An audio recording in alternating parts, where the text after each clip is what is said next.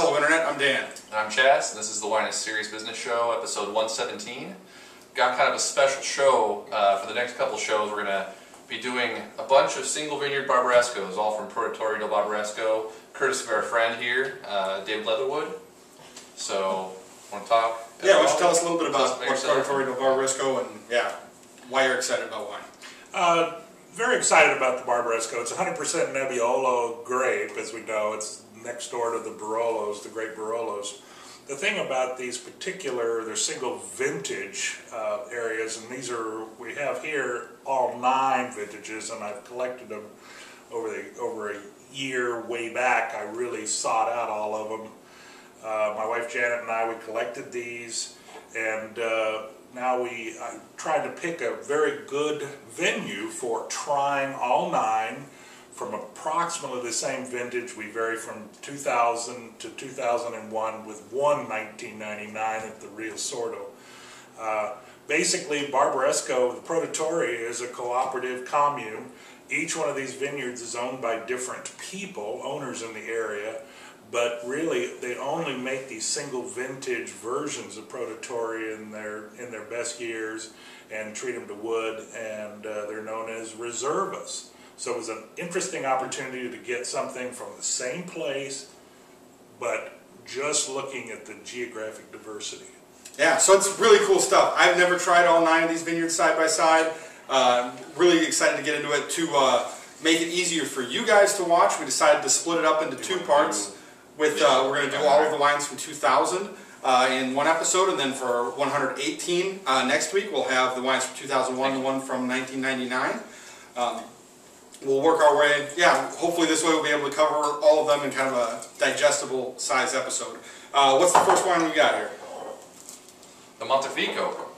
Pronounce it right? Yep. Alright, 2000 Montefico, Produttori del Barbaresco. That's it. And while it's a little, and while we are going over a few vintages, we were talking before the show that all 3 of these were pretty good, and they're pretty well respected and similar in character, you said too, which is kind of a nice setup.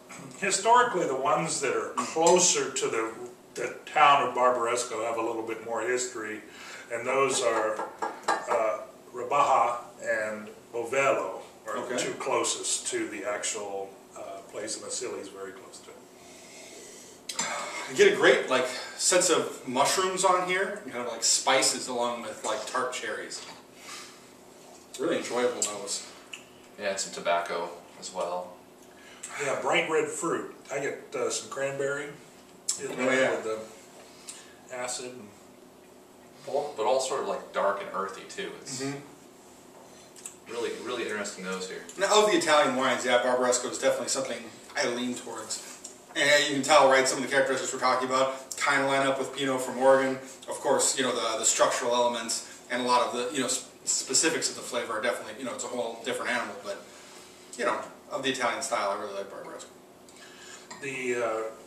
The interesting aspect of this is, and hopefully for the viewers, is to sort of judge our comments based on every one particular one. And so then when you go in to buy some Barbaresco and you're looking at one of their single cru vineyards, we'll try to give you a differentiation of them so you can pick one that appeals to you the most. Yeah, this is cool because this is the sort of thing that when I look for videos and reviews, this is what I like to check out. The earthy flavors on the palate are really powerful. You definitely get that earthy notes mixed in with the fruit, and the structure sits on the palate really well. It's definitely got full tannin structure, but it's not really disruptive or troublesome. We just opened the bottles about 15 minutes ago, so they really have not been open very long or exposure, so I would imagine at the end we'd run right back through them again and try them out. For sure. The fruit here is pretty tart, but I'm getting like a tomato thing or like a stewed tomato thing along with the fruit. Really sort of interesting. No, I get a little bit of it, not so much though. To me, I think that earthy character I was talking about is kind of where that comes together. I like the acidity on here too. Waters the mouth, a little bit of tartness going on. Oh yeah. Still quite a bright wine for 12 years of age. Yeah, very young feeling. Totally. I would never guess that blind. Would never. Gonna go 88 points on that. Enjoyable. Honestly, I'd like to give it a little more time. Let those tannins calm down a little more. Let the fruit show itself a little more. It seems to be integrated well. I I think I can see the balance coming out, but it's holding together so well. The corks on all of these were just pristine when they came out too. That, yeah, it's totally aged real well. Yeah, the balance here is really nice, and it's already really drinkable. But yeah, totally could sit far more years. Okay, well, let's just put all the corks back in. We'll Take a magic. You want to try that one? All right, wine number 2. The Ovello? Pronounce it right? I'll tell you right, it's cheese. Oh, is that a... No. You just... Let's go straight to it? Yeah. All right, these are all Barbarescos at this point, right? So... They're not going to be that different. It's very true. Do you know anything particular about this vineyard? Other than the fact on the back of the label, this vineyard is fairly close, and it is the one vineyard that is owned by more people, because all these vineyards have multiple owners, much like in Burgundy and whatever. And so this has 1, 2, 3, 4, 5, 6, 7, 8, 9, 10 different owners. Alavaca is on there, and I don't see Gaia, I don't see Giacosa, but Grasso, they're all very good producers in that area. And those other guys wouldn't contribute to this bottling, right? They just take their own fruit and run with it? Yeah.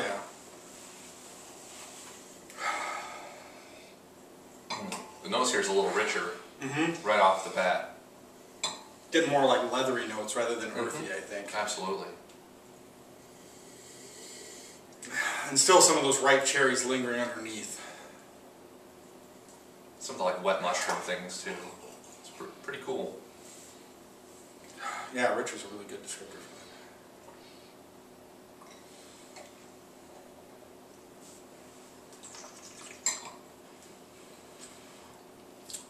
Very, quite a bit more intense.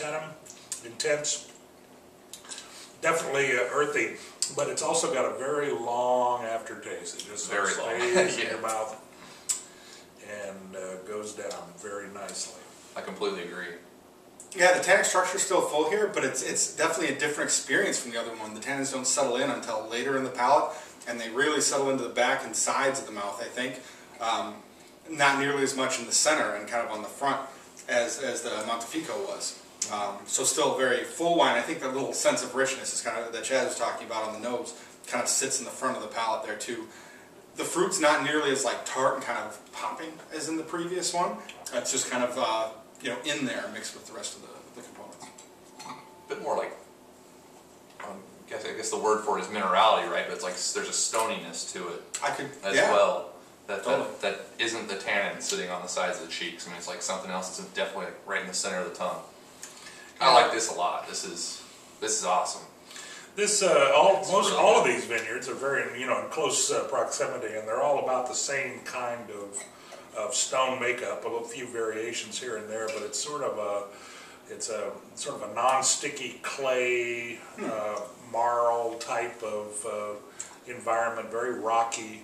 The slopes are very well drained, and the only interesting part is that some of them, like Rabaja, face almost due west, where some of the others face almost due south. So it's just variations of a western.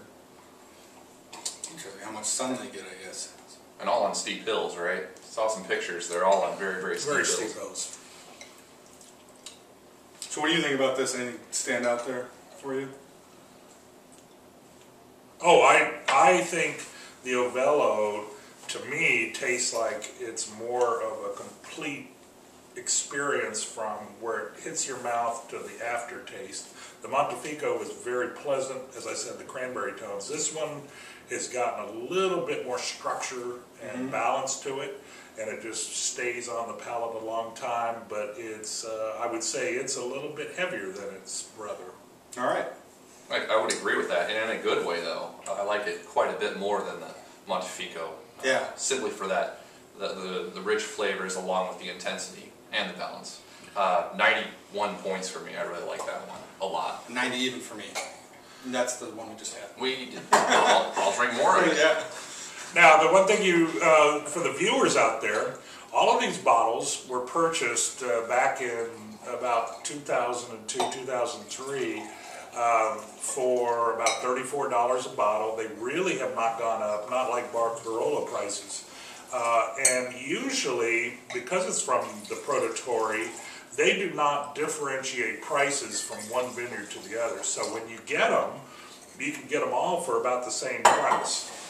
That's something that I've liked about Produttori, and I don't drink a whole lot of Italian wine, but you know, when I'm out, especially in the Portland market, it's one of the things I look for because the quality is pretty reliable, the prices are pretty reasonable. It's a pretty safe bet. Oh wow, I like the nose on this. There's a Oh, yeah, it's gone somewhere completely different. Yeah, a little bit of a like autumn feel to it, right? Like a little bit of leaves under the trees, and then like some dark, like super ripe strawberries. I think are coming out. yeah. The fruit flavors here are ripe and delicious. Very The forward. mushrooms again, really inviting. Mm.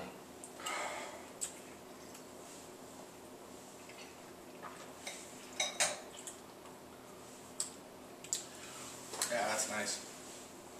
That is. Oh, That's really a little good. bit, you know, that one with the acid, I mean, there's still acid there and stuff, but that one I noticed that it's just a little bit more on the darker fruit. It's a little darker fruit than some of these. You know, we started out with cranberry, we moved to cherry, now we're sort of getting down into fairly ripe red plums. And interesting to see what the difference is. Yeah, and that makes a lot of sense. I guess when you're talking about the different exposures. Yeah. And they're all the exact same year, produced in the exact same place. Lots of acidity on this too. It gets all over the mouth. Puckers the cheeks a little bit there. Now this one doesn't have the longevity in the aftertaste that the Ovello did. The Ovello definitely had a really long aftertaste. This one, it's fine. It's not as intense as the Ovello was in the aftertaste. And it sort of closes down a little quicker on the finish too. Just sort of the structure sort of wraps it up on the finish, leaving you with just sort of like tart skins, really. A little bit of that earthiness and mushroom character showing again, kind of behind that dark fruit.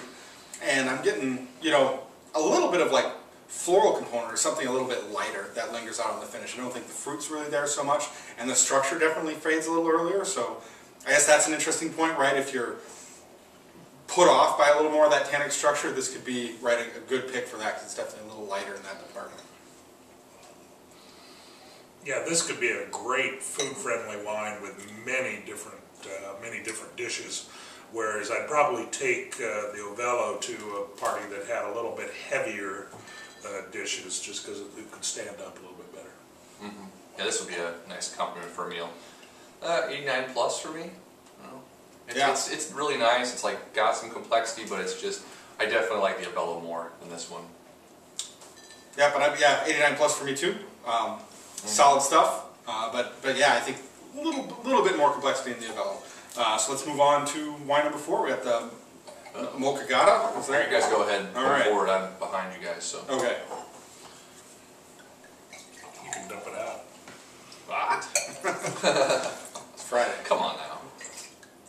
That's crazy talk. Board small. That smells really good.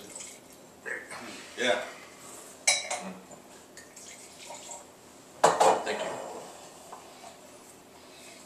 Now this one has the almost the fewest vineyard owners of any of them. There's only 4 vineyard owners. Oh, a couple of them. Montefico had 3, and the Paje actually has 2.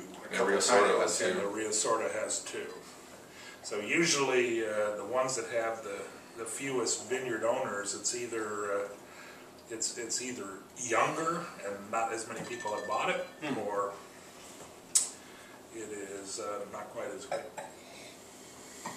People just bought it up. This nose has a lot more like decadent character to it. I think it reminds me of kind of like fruity desserts, like maybe cherries cooked down a little bit into a pie. A little bit of Chocolate covered cherry. Yeah, a little bit of like a little bit of pie crust in there. Lots of fruit. Cherry liqueur going on with it too. The age is definitely showing itself just a little bit on there. A really nice component, I think, kind of backing the cherries up, adding some character to them.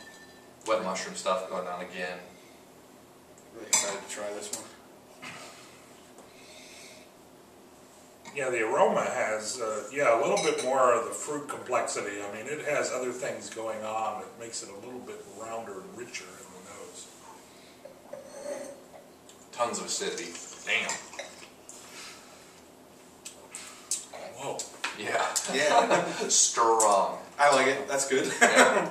Wow, it gets stronger as it runs out too. That's incredible. Yeah, mouth watering all over the place. Like you feel some tannic structure too, but the acidity here is Punch in the teeth. It's, yeah. It's, but in a good way. Not like someone's standing on your neck or nothing.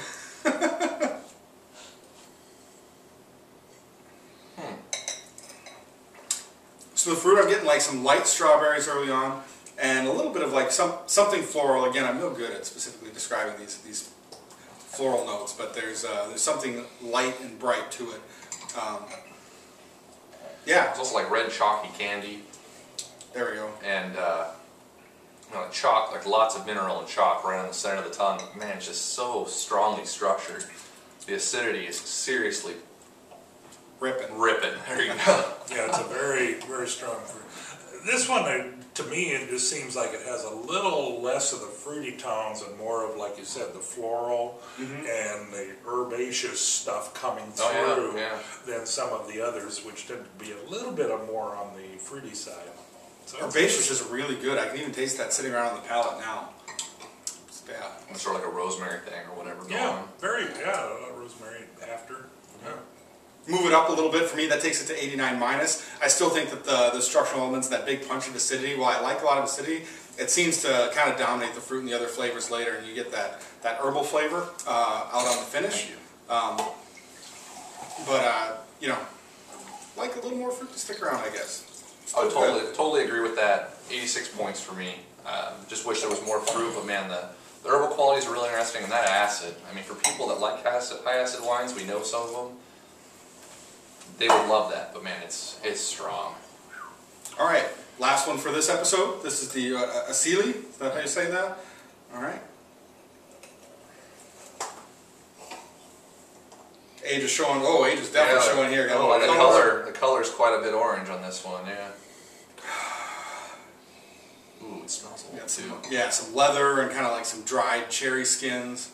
Yeah, that's quite a bit different, isn't it? You get like the old book thing, where you open like an old book and it's sort of like a mustiness or something, the paper. Yeah, a little more savory notes. There are some savory notes on this for sure. A little more what I expect from it. Being 12 years old, it's amazing, like the youth that some of the other ones showed. For sure.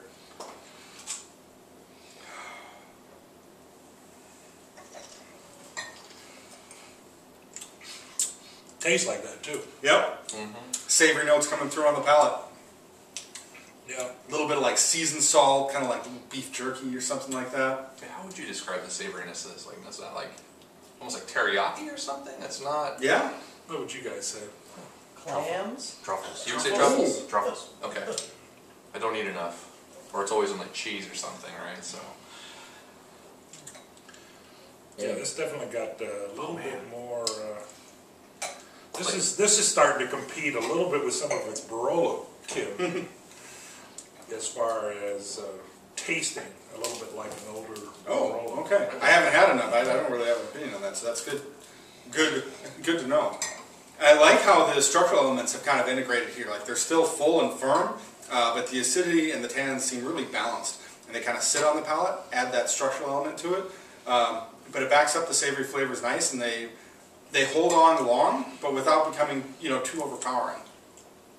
I was trying to think about what the flavors were for this. It's like dried cherries and dried figs. Like that's where the sweet savory note was coming for me. It was like yeah.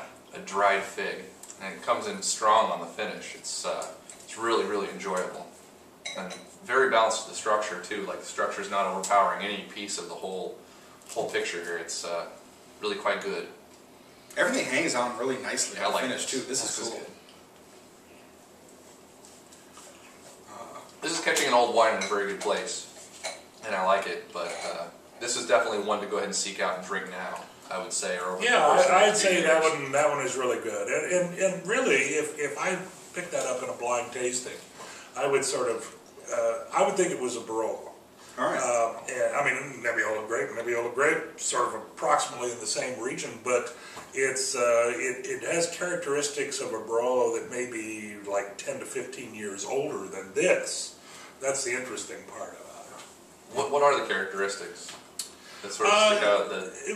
For Barolos, they're very they lose all that upfront fruitiness, and they're very well balanced, but they very definitely take on some dried fruits, but a lot of herbal combined with truffle. I mean, that's one of the reasons that people love Barolo so much, is that they're such a complex wine, as much so as red Burgundies, and can age forever and then just turn into these beautiful wines over time.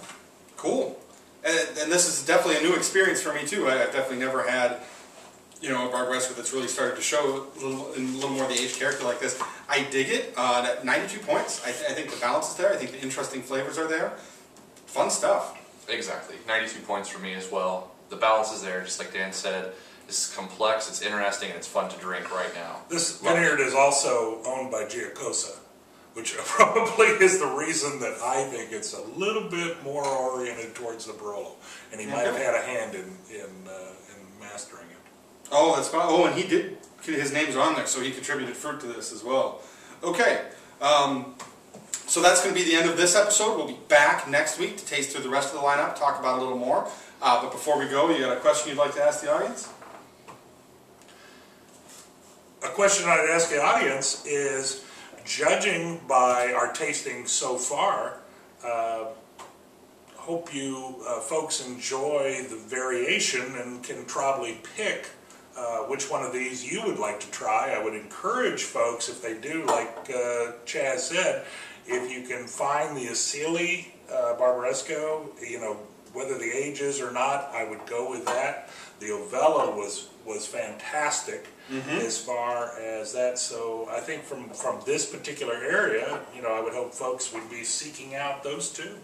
Cool. And if our reviews of any of them struck you as interesting, go ahead and put them up in the comments. We'd love to hear which of these sound appealing to you. So thanks for watching. See you next week. Bye, guys.